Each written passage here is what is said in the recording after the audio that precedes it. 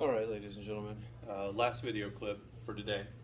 You just read about how states challenge the federal government, and that is exemplified by the Kentucky and Virginia resolutions. Vice President Thomas Jefferson, who is a Democratic Republican, worked against President Adams, a Federalist. Now, the Vice President and the President should be working closely together. If the President dies, the Vice President takes over. But in this case, they were actively fighting one another. It was pretty unhealthy, so to speak, for the government. That's why today we have a president and vice president of the same party running together for election, like you'll see in the election cycle this fall. So Jefferson's argument is that states could nullify or cancel federal laws within their borders. So the federal government could not make people in Kentucky do something they didn't want to do, or Virginia.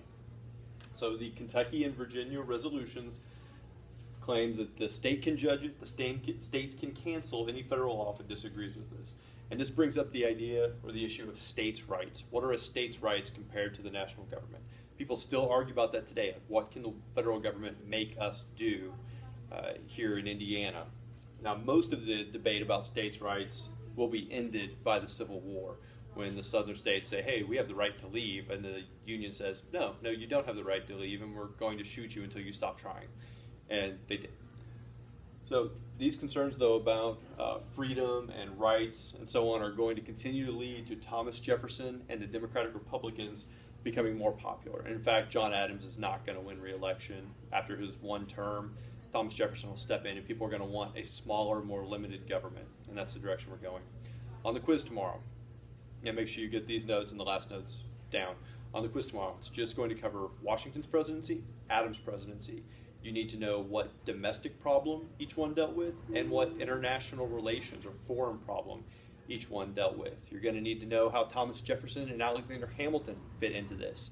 You're going to need to know the difference between the Democratic Republicans and the Federalists. And some of that will be illustrated for you in the Kahoot you're about to watch, or about to play.